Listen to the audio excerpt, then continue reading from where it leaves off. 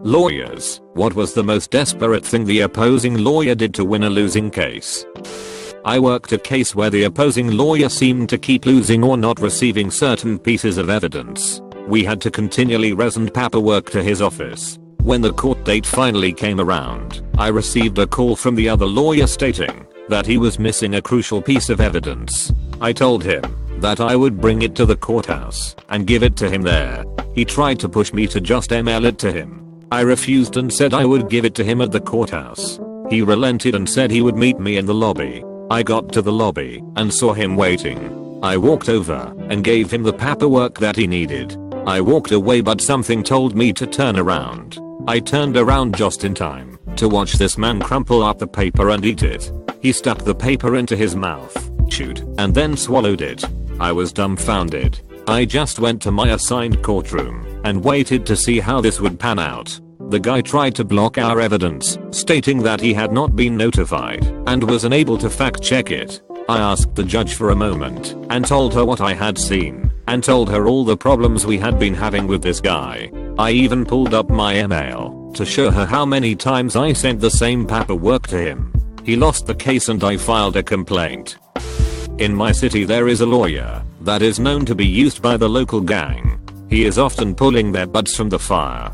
I was tasked with charging a gang member with some misdemeanor charge. I had a meeting with the lawyer in my office. As he was leaving, he gave a vague warning that I should just drop the charge. I politely said that I was just doing as I was told and couldn't drop the charge without my boss saying so. He left quietly. A few days later, I come into my office and there is a box sitting on my desk. I don't think anything of it and open it. After I settle in, I pulled the lid off the box and inside is a snake. It's clearly pissed off and writhing around. I just sit back and kinda chuckle. I knew this was an intimidation attempt. I'm a woman, so obviously I must be terrified of snakes. It wasn't even venomous. It was a smaller boa constrictor. I just waited for the snake to calm down and carefully pulled it from the box. He was a cute little thing. I would've kept him, but I didn't have room for another terrarium. Besides, I don't think he would've gotten along with my 2 ball pythons I already owned. I ended up calling animal control and asking if I could bring him there. He ended up in a good home. I have a weird one. I was working a case where a man was suing another man for medical expenses. To give as brief a description possible, they were intimate with one another and one party sustained damage due to the size of the other man's genitals. My client was the injured party. It was a strange case to work on. We shortly found out that our judge was a gay man. It's important, I promise. And that's when things began to spiral out of hand. I found out from the judge that the other lawyer had tried to bribe him, and not with money. The other lawyer had offered to let the judge perform fellatio on his client. You know, the one who was being sued for injuring someone with his genitals. The judge was not amused with the attempted bribery. He had some words with the lawyer and his client. He ruled in favor of my client. The other lawyer lost his license over this dumb case.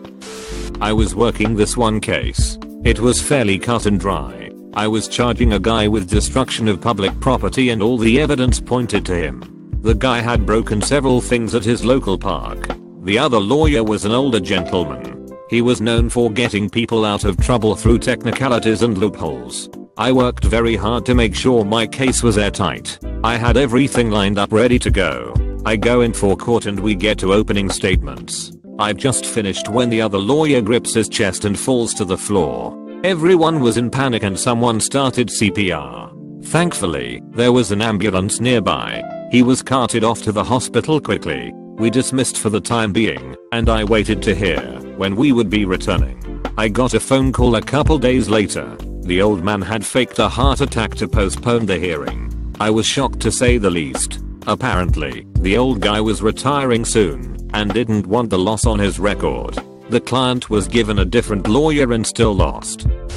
This is my time to shine. I've had 2 instances where the other lawyer did something outlandish to try and win. The first story is from early in my career. I was working on a case that dealt with possession of marijuana. A young man was caught selling to someone in a car.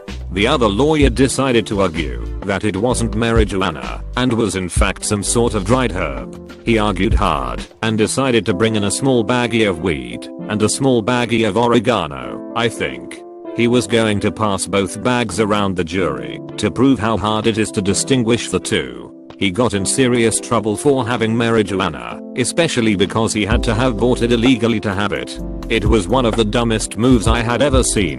The second story is more scary than funny. I was working a domestic violence case. The husband had been beating his wife for years and it all came to a head when he locked her in the house with their 2 children for almost 2 weeks. They weren't allowed to leave for work or school or groceries.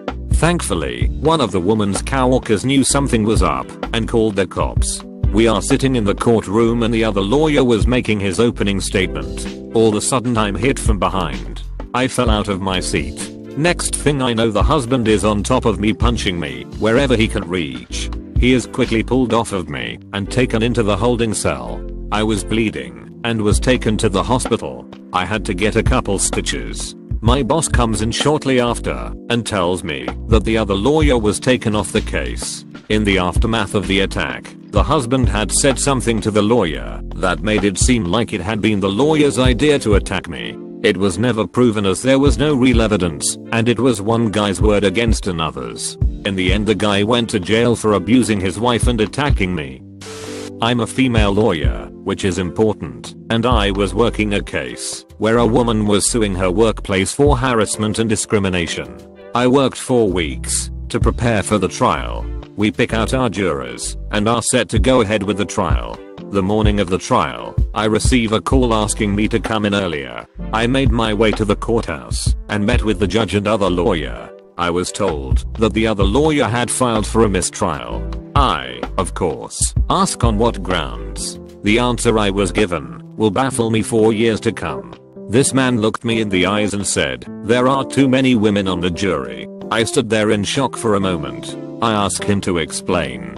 He explains that his client is to be judged by a jury of his peers, and, with so many women on the jury, it didn't appear to be a group of his peers. I argued back that the lawyer had been there when we picked out jury members and that, if that was a problem, he should have brought it up then. I then asked why women weren't considered his client's peers. The room was silent after that. The judge denied the mistrial, and I won my case. Yay for workplace misogyny. I was working a case that involved someone that was involved in a gang. He was caught assaulting a person, and then drugs were found in his car. It was a high tension case. I did my opening statement. When I came back to my table, there was a photo of my daughter at her school waiting for me. I looked over at the other lawyer and saw a slight smirk on his face. I texted my wife and told her to go get our daughter. I asked my brother to go and sit with them until I got home. He was ex-military and I knew they would be safe with him. We took a recess soon after and I called my wife. She had already gotten our daughter and was back home. My brother had been there waiting when she got back. They were safe. I went immediately to the judge and let him know that my family had been threatened. The other lawyer had threatened my family in the courtroom. In the end, he still lost the case and his client went to jail. Me and my family moved soon after. I didn't feel safe there afterwards. I had to deal with several attempts to save a losing case. In one case, the other lawyer's client, James, was caught on camera robbing 3 different convenience stores. His face was caught on film and all 3 cashiers were there to testify. The guy was going to lose. The lawyer came to my office one day and tried to bribe me. He wanted to pay me $2,000 to lose some of the evidence. I said no. He then tried to threaten me. I pulled my jacket back and showed him the pistol on my hip. He left in a hurry. I get a call from one of my witnesses saying that the other lawyer called and wants to meet with them. I told them to call him back and say that they can meet at my office. To no one's surprise, he backed out. He showed up to another witness's house and tried to scare him into not testifying. That backfired spectacularly. The idiot even tried to bribe and threaten the judge. As the court date got closer, he became more desperate and started going after jury members. No one paid him any mind. He wasn't a very intimidating man. In the end, He still lost the case and several people filed a complaint against him. I've been working as a lawyer in a rough area for about 20 years now, and here are just some of the things I've had to deal with. Another lawyer threatened to beat me up in open court. I've had more than one gun waved in my face. Threats to my non-existent children. Threats to my non-existent spouse. Cussed out in open court. Attempted bribery. I've been told my car was going to be tampered with. My car has been tampered with. My house has been broken into. My mother has been called and threatened. She told them to try it and hung up. My house and car have been vandalized. People have sat outside my house and watched me. Overall, it's been a wild ride. I think I'm going to move out of the country when all is said and done. I was the lawyer who did something crazy, not as crazy as some of the other stories here, to try and win a case. I never did much criminal defense, but a man, who we'll call Lawrence, came into my office with a driving while intoxicated charge and an aggravated unlicensed operation of motor vehicle charge, both misdemeanors. Lawrence swore up and down that he does not drink and was not intoxicated, he never drove the vehicle, and that he has a valid driver's license. I give Lawrence the names of some local criminal defense and attorneys and suggest he try them out. Lawrence refuses, saying I'm the lawyer he wants. In hindsight, I should have realized that he probably had already gone to these other attorneys and only came to me after they refused to take his case. I charge the guy $200 for an intake and record review fee and contact the local court, police station, and district attorney's office for information and paperwork.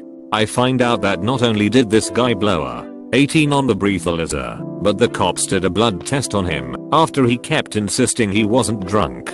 The blood test came back with a 22 back. As for driving, the separate squad cars witnessed Lawrence's vehicle run over a mailbox and drive off. He was followed and pulled over on the block. Per the police report, Lawrence was the only person in the car and was in the driver's seat with a seatbelt on. Oh, and I tracked down his license through the DMV, and it had expired 3 years ago and was suspended for 2 years prior to that. He gives me the excuse that his son must have put Fireball whiskey in his green tea and he didn't realize there was whiskey in his green tea because he was eating red hot cinnamon candies and had a cold/stuffy nose. So that's what I ran with. I tried to argue it and brought the son in to question him. It was a dumb case and I lost, but I shouldn't have taken it to begin with.